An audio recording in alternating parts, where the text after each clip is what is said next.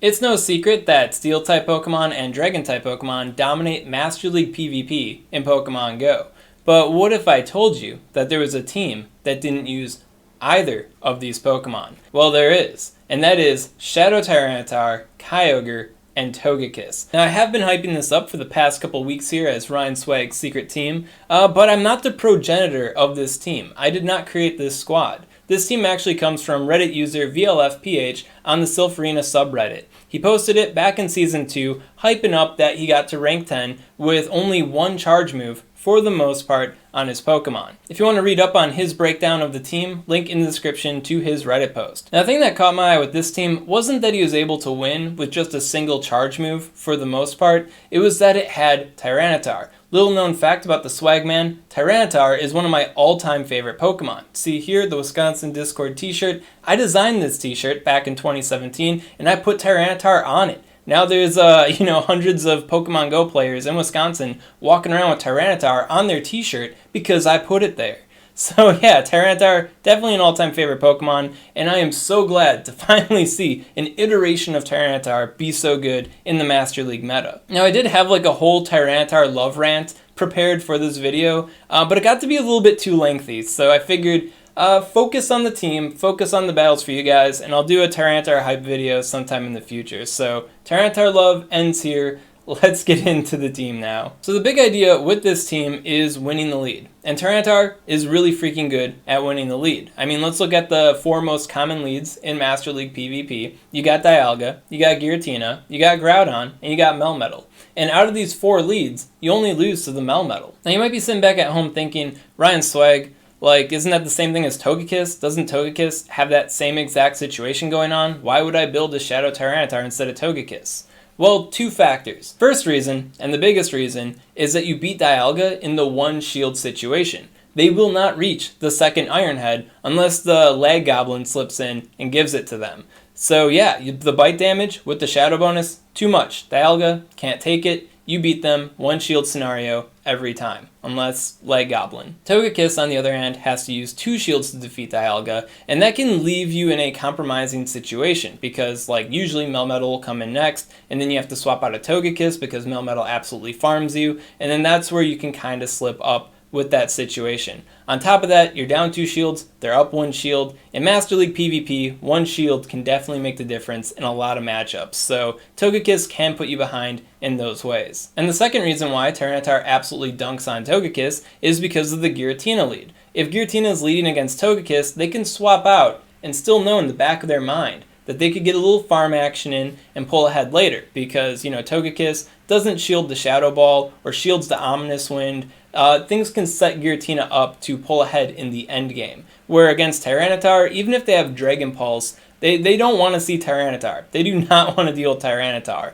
And then I guess like a baby third aspect to this as well is the very rare Mewtwo lead, or like Mewtwo in the end game or something like that. Mewtwo can work around Togekiss decently well. Can't really work against Tyranitar unless they land the Focus Blast. And SwagTip, they don't land the Focus Blast. You just bite them. So yeah, no, Tyranitar, phenomenal lead. And then when it comes to the Kyogre and the Togekiss in the back, it's basic rock, paper, scissors, Most teams usually only have one Steel-type Pokemon, so if you line up Kyogre with that, you're in a really good spot. And then most Pokemon that aren't Steel-type Pokemon just lose to Togekiss, so then Togekiss lines up with that. And if the opponent is able to overcome one or the other due to a shield situation, what have you, usually the massive fast move damage from either of them puts them in a situation where the Kyogre or the Togekiss can get a little farm action in before the next thing comes in, and then usually they have a positive matchup against that. So just a very consistent team, very fast move damage based. You can kind of think of it as being like the Bastiodon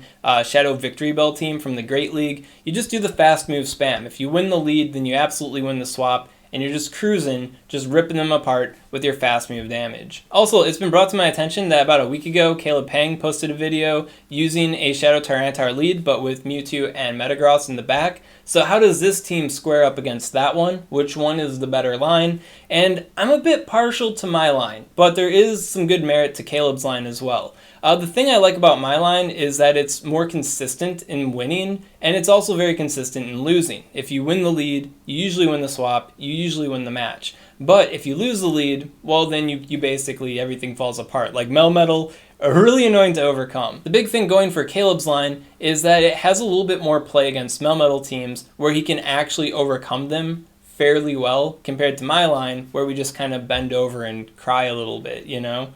But problem with Caleb's line, of course, is that he's absolutely demolished by Kyogre. Kyogre is something that I can overcome fairly well, probably as well as he can overcome Melmetal. And then I feel like Caleb's line conceptually has some issues with Giratina Origin Form in the back, or just Giratina in the back in general, because once, Tyranitar is removed, then what's really stopping Giratina? Not a whole lot. So at the end of the day, I feel like both teams are fairly balanced. I think it'd really come down to if you A, have the right Shadow Tyranitar to begin with, and B, if you already have a Kyogre or a Mewtwo built. I think that would probably decide things more than anything else as far as which team you're going to use. But definitely check out Caleb's video, link in the description of course, if you want to see some Metagross Mewtwo action. Now before we get into the video, important thing you need to know about the Shadow Tyranitar. Shadow Tyranitar needs to have at least a 9 attack IV and at least a 12 defense IV. And then as far as HP goes, as much as you can possibly get on your Shadow Tyranitar. The 9 attack IV is important for the Groudon and the Kyogre matchup. If you're missing that attack break point on them, then your bite damage won't be enough to beat Groudon in the 2 shield situation. Groudon can do the double fire punch bait, but because of the bites, they won't be able to reach the Earthquake. Of course, unless the leg goblin slips on in, gives it to them. If you don't have that breakpoint, then they'll just clown you like they clown any other Tyranitar. And then when it comes to Kyogre, I've had so many matchups where it just comes down to, Tyranitar versus Kyogre. They're both heavily weakened. They both have to fast move each other down. They're not going to reach their charge moves. And having that extra bite damage definitely secures those wins for me. So absolutely need at least a 9 attack IV. Then when it comes to the 12 defense IV, well, that's the checkpoint for a best buddy Dialga. You don't want that Dragon Breath damage doing extra damage to you. You'd lose then. You'd lose that matchup. You want to win the matchup, so you need at least a 12 defense IV. Then when it comes to the HP IV, I really can't give you an upper or lower limit as far as what you want. Well, I feel like what you want is as much HP as possible, because when it comes to the Dialga matchup, having too little HP can cause you to lose if the leg goblin gives them a couple extra fast moves. Maybe they won't reach the Iron Head, but they'll reach the KO because they got that little bit of extra damage in out of nowhere to take you out. And then on top of that, you have a lot of uneven situations sometimes with the Tyranitar as well, so having that extra bulk to try to get those extra bites in the end game can be very critical as well. The HP stat on my personal Tyranitar is 14. I feel like you don't need 14, but having more than 10 is probably a good comfort spot to be in. Now if you're sitting back and looking at your Tyranitar, Now if you're sitting back and you're looking at your Shadow Tyranitar and you're like, Ryan Swag, I only have a 7 attack IV, or I only have a 10 defense IV. Can I use this Shadow Tyranitar if I best buddy it? And yeah, you can. If you do want to best buddy your Shadow Tyranitar with the best buddy bonus, it will be able to meet those checkoffs. However, I do want to caution against it because the Shadow Tyranitar as a lead is already kind of a niche lead. It's a risk-reward kind of situation. It's not relevant 100% of the time. And along with that, the meta can change ever so slightly. And if there ever comes a situation where you want to use Shadow Tyranitar, but you also want to use something else as a best buddy and having this new different thing as a best buddy, or maybe like using best buddy Dialga with Tyranitar becomes a big brain idea, well then you can't do both. You can't have both best buddies. And Tyranitar doesn't need to be a best buddy to do what it's got to do. So I kind of advise against it. Unless you have like, I don't know, 2 million Stardust or something, it could end up being a waste of Stardust in the long run. That said, it's up to you how you want to spend your Stardust and spend your time with your Shadow Tyranitar. Some might say I'm a Tyranitar lover phony because my Tyranitar isn't best buddied. To which I'd say, you're kind of right, and I feel kind of bad that mine isn't the best buddy. I should probably work on that. And with that out of the way, let's get into the battles. And thing I want to note about these battles is it's not like a straight run with a couple of bonus scenarios thrown at the end. I'm just going to handpick each of the different lead matchups for you because it is Master League. Master League is very limited, so, do you really want to see me, like, whoop a Giratina line, like, 5 times in a row? Because I do have, like, 5-0s where it's just Giratina leads.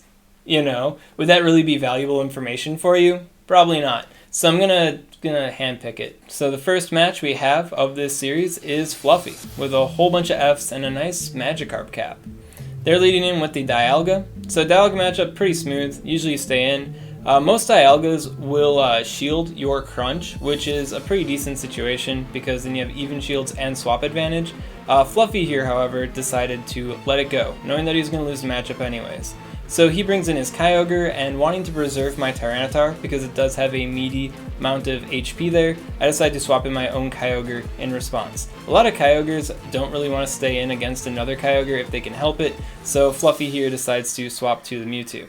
Which is good news for me, because now I know that they have Kyogre in the back, I can just bring out my Togekiss, and whatever happens, as long as I stay true to the charm damage, I'm gonna come out of this fight pretty alright. Notice I'm not throwing the Ancient Power though.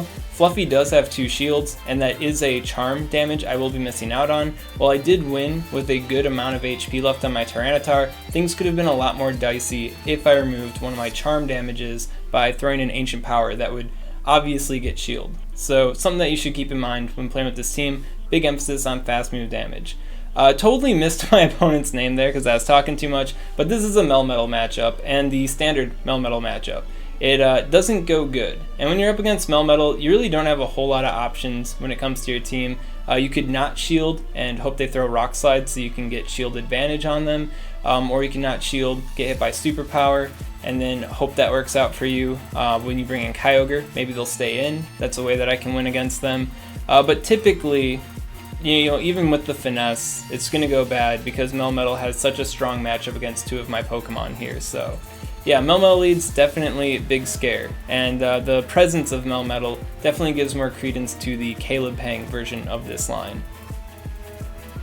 Yeah, I think the only times I've really beaten Melmetal teams is when they threw Rock Slide and I didn't shield it, so then they decided to throw double Rock Slide because they could farm me a little bit after the second Rock Slide, and then I could overcome them with shield advantage, or the times where they like threw Superpower and they kept it in against the Kyogre, so then I was able to kind of work over them that way.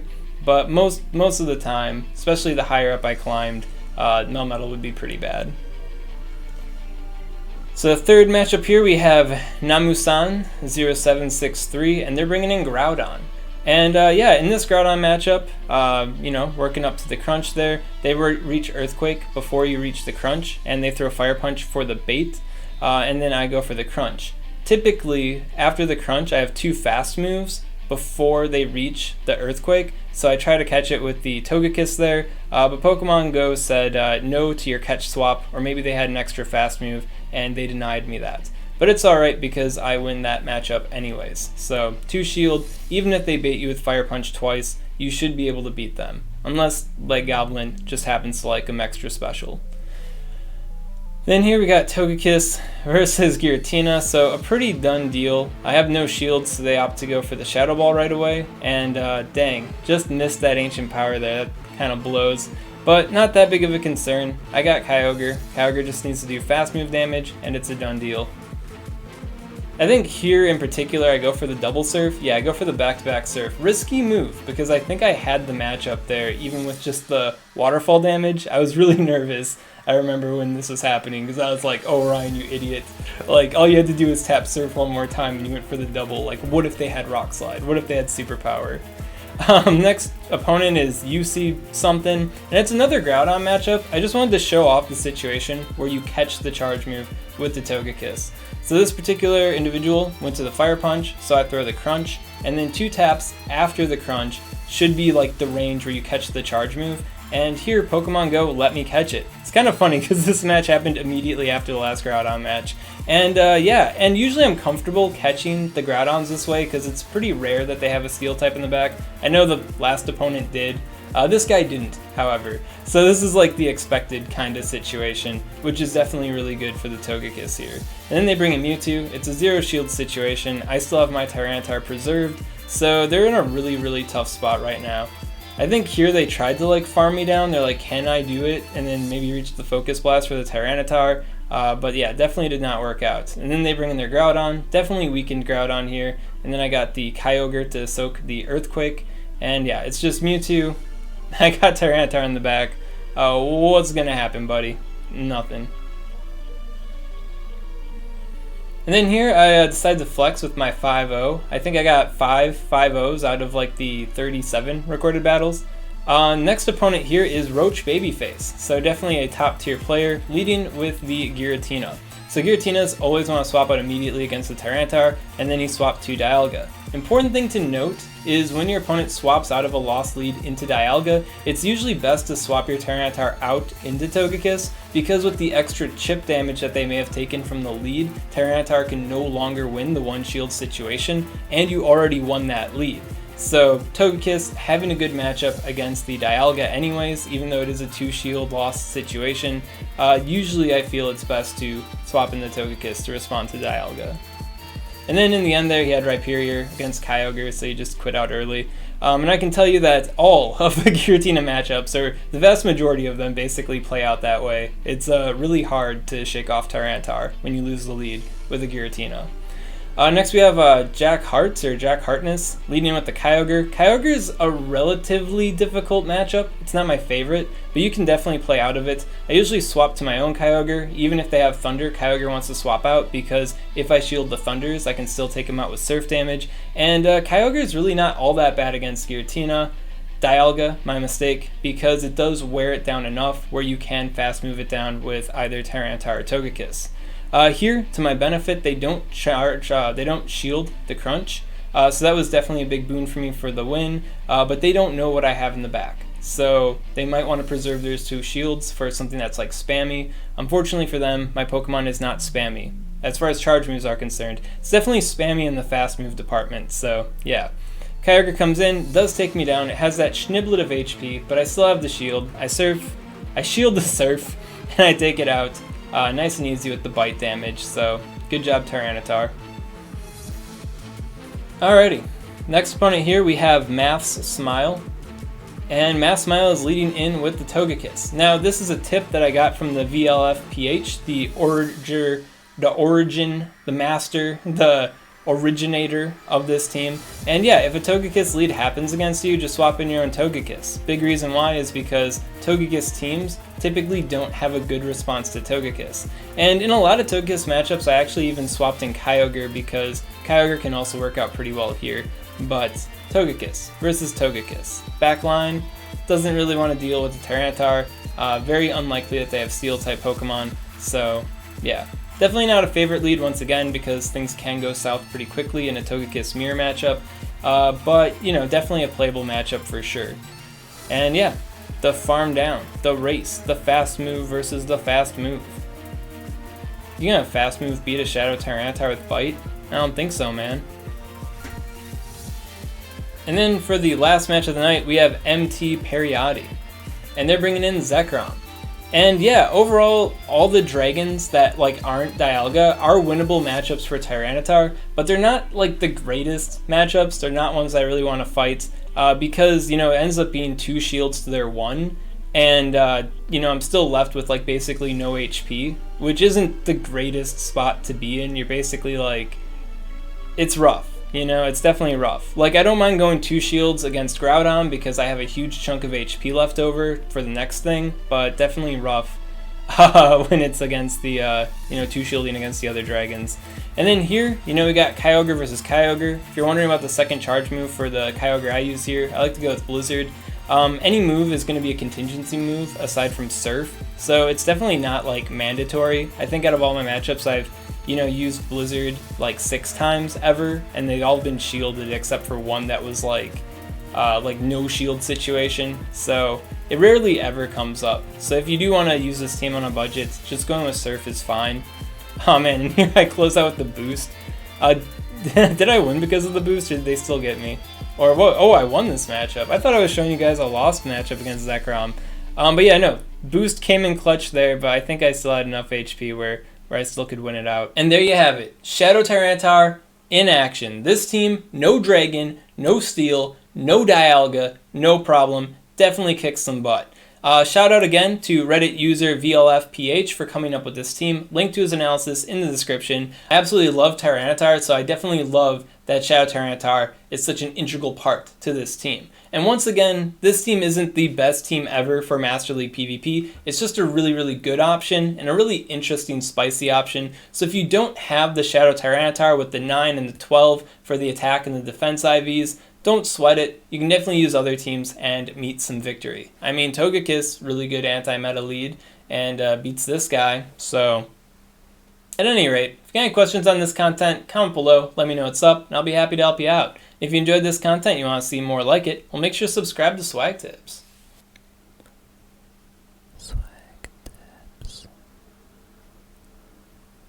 I'd also like to give a special shout out to my Patreon supporters. If you want to support Swagman on Patreon, link in the description.